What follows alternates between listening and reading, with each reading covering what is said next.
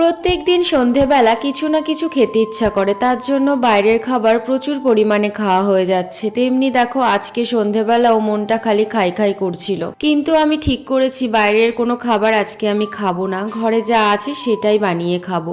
তার জন্য ফ্রিজ খুলে দেখছিলাম বানানোর মতন কি আছে, তারপরে দেখলাম দুদিন আগের কিছুটা চিকেন ফ্রিজের মধ্যে ছিল, তাই ভাবলাম যে আজকে মনের মতন করে চিকেন পকোড়া বানিয়ে তারপরে সন্ধেবেলা খাওয়া যাক। ফ্রিজ থেকে চিকেন বের করার পরে দেখছিলাম বরফ জমেছিল, তাই বরফটা ছাড়িয়ে ছোট ছোট করে কেটে আমি কিন্তু চিকেনটা ভালো করে ধুয়ে রেখেছি।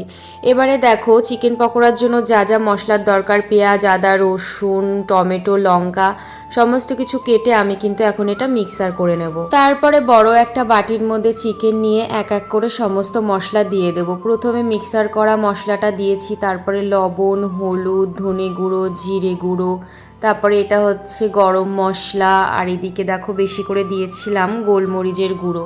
তারপরে দেব হচ্ছে লঙ্কার গুঁড়ো, একটু যাতে ঝালঝাল হয়, তাহলে খেতেও কিন্তু বেশ লাগবে। যা যা গুঁড়ো মশলা দেওয়ার দরকার সেগুলো দিয়ে দেখো এবার দেব টমেটো কুচি, ধনেপাতা কুচি, পেঁয়াজ কুচি, সমস্ত কিছু দিয়ে আগে কিন্তু মশলা দিয়ে ভালো করে এটা মেখে নেব।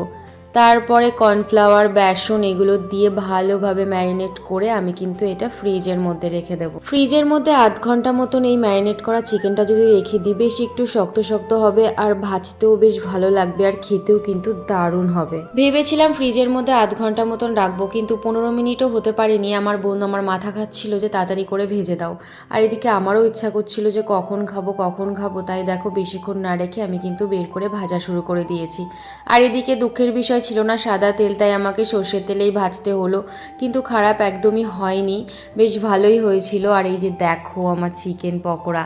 হ্যাঁ, এখানে হয়তো অনেকেই বলবে যে স্যালাড বেশি, চিকেন পকোড়া কম। সত্যি কথা বলতে এখানে কিন্তু আমি ফার্স্টে যে কটা ভেজেছি সেগুলো নিয়েই কিন্তু এখানে আমি ডেকোরেশন করেছিলাম।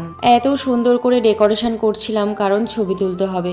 তোমরা সকলেই জানো আমি ছবি তুলতে ভীষণই ভালোবাসি, সেটা আমার নিজের হোক আর খাবারের হোক আর আদার্স জিনিসের। যাই হোক গাইস, আমার হাতের বানানো পকোড়া কিন্তু আমি আগে নিজেই টেস্ট করছি, কেননা আমার যদি ভালো লাগে তো সবারই ভালো লাগবে। নিজের হাতে বানানো পকোড়া নিজেই কি প্রশংসা করব। তোমরা যদি একটু খেতে পারতে তাহলে বুঝতে পারতে কি যে টেস্ট হয়েছে গাইস, কি আর বলি তোমাদের। চলো তাহলে আমি খেতে থাকি, আর তোমাদের যদি ভিডিওটা ভালো লেগে থাকে অবশ্যই লাইক, কমেন্ট, শেয়ার এবং ফলো করতে ভুলো না কিন্তু। দেখা হবে নেক্সট মিনি ব্লগে, ততক্ষণে টাটা।